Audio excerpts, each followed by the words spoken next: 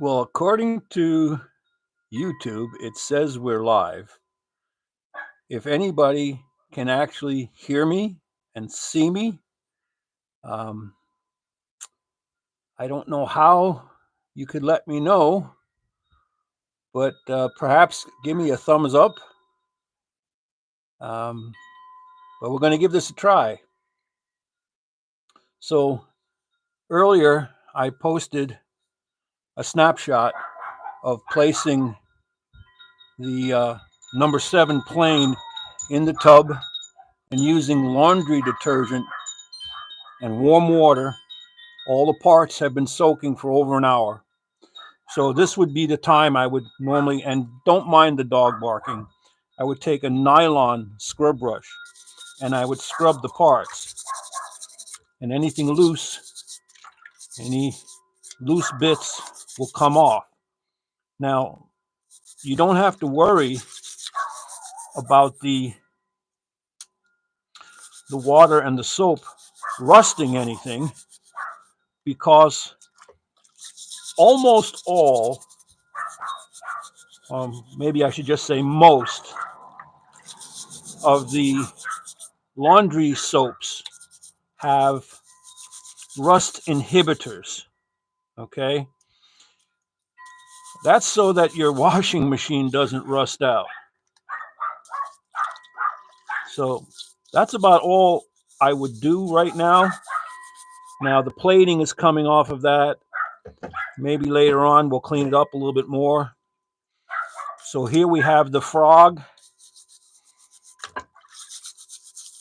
And what the laundry soap will do is it'll cut through the grease, the grime, any old dirt, and it'll even help cut through some rust.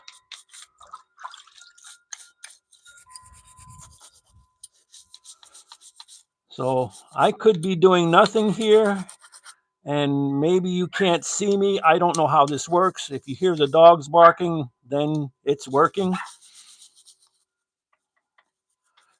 So I just want to get this plane cleaned up.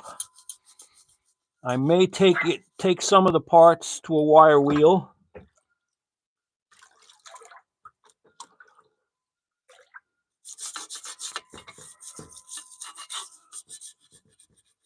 I may repaint it. I don't know. I'm probably not right now going to repaint it. I may wait till summertime. But as you can see,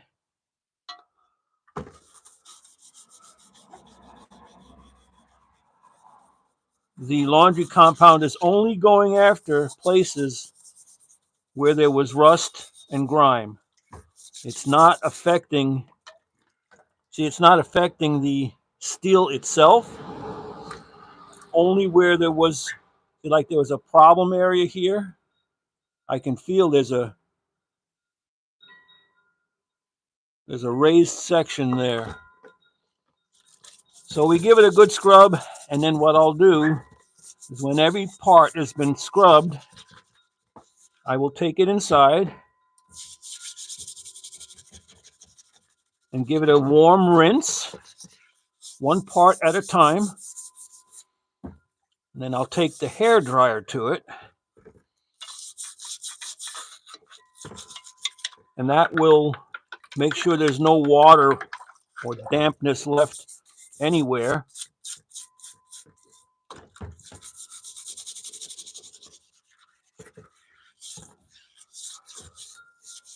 So you can see some of the rust turns a grayish color.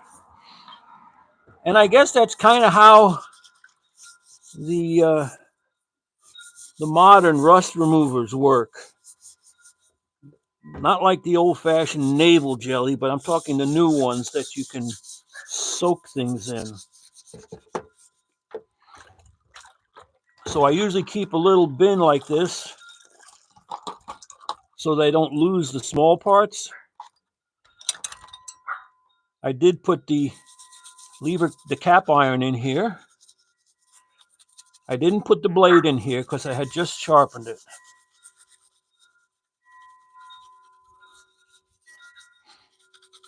But this is about the only thing I ever do when I start a restoration of a plane. I give it a good cleaning, even the brass pieces.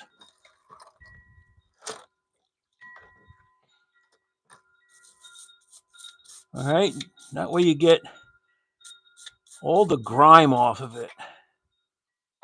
And if you'll see if somebody got any paint on it or glue, that can be picked off.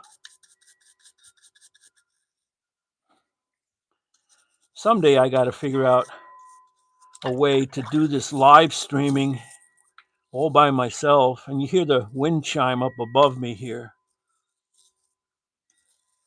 I don't know if my microphone is working or if the mic on the camera is working. I'll find out when I go listen to the replay.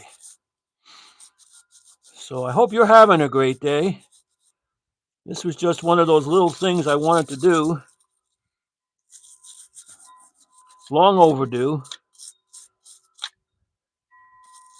But you can see it gets all that grime. It gets all that grime out.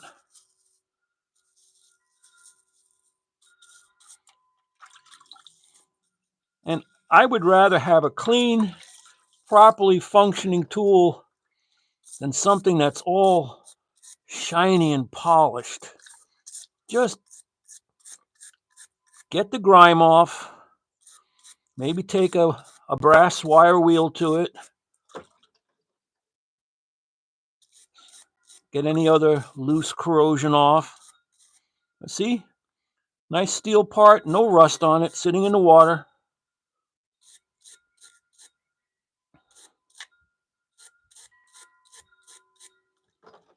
Even the little screws.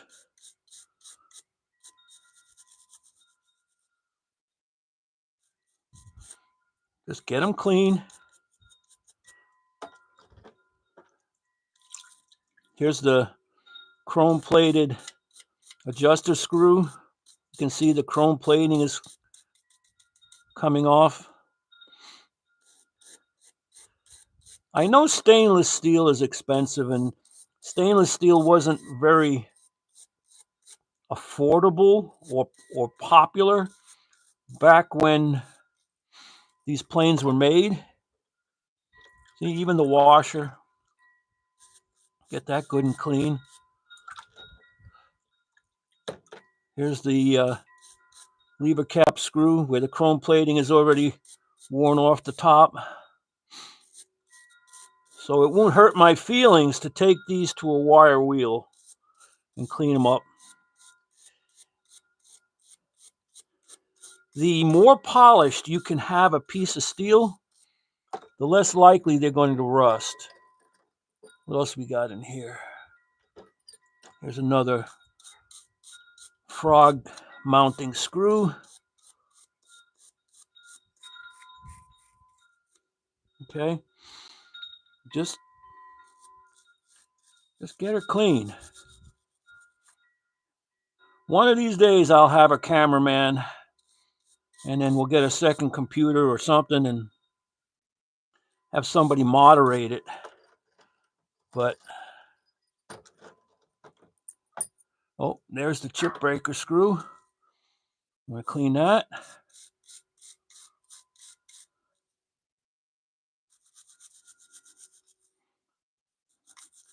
So I won't bore you with a lot of this. I will go through it carefully on my own, one piece at a time, and give them a warm rinse.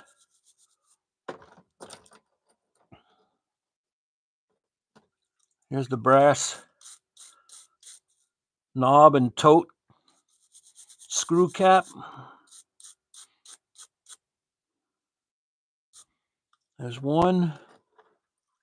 Where's the other one? They're all in there. And then if you can't get in with a big brush, get a smaller one, and you get in the little corners.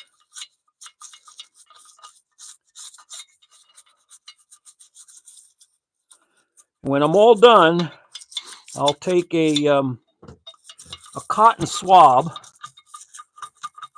and I'll go down in the screw holes.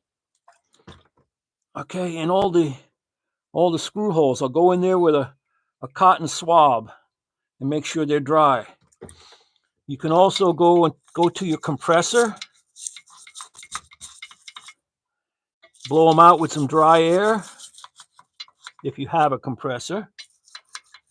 But the cotton swabs work pretty good.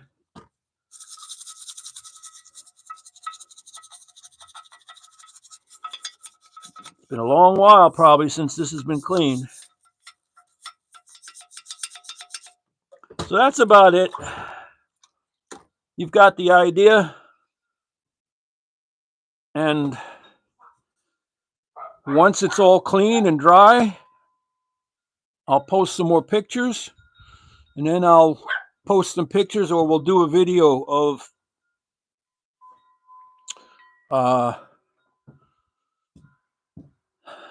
burnishing the parts on the wire wheel. See, this one you need a little brush to get down inside there. Into little parts. Get all that age-old crud. You know, these planes could be 80, 90, 100 years old and, you know, sitting somewhere.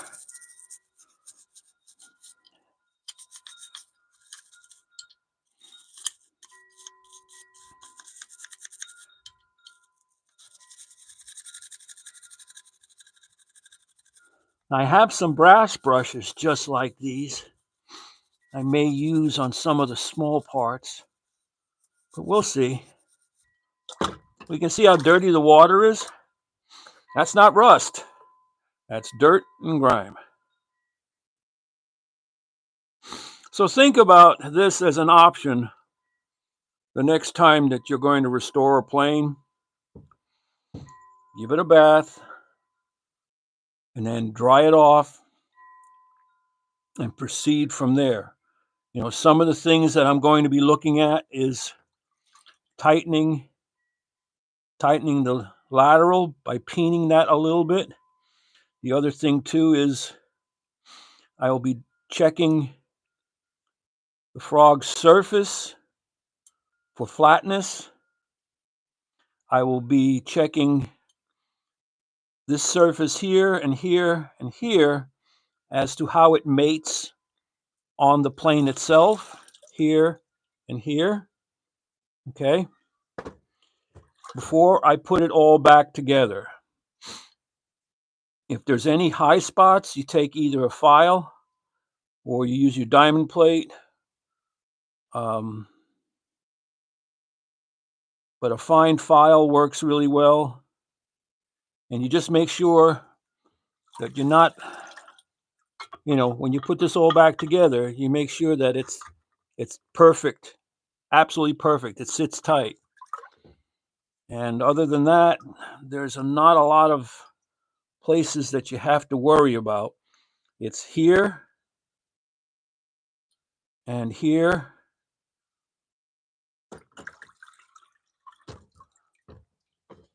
and here, here, and here. That's it.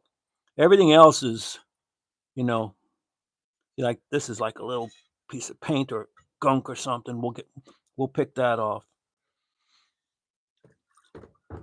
All right. You have yourself a blessed day. I hope this live stream made it through, and I hope that it was helpful, useful, definitely not entertaining. Your good buddy Walter, heading on out. And that's Dolly barking back over there. Have a good day.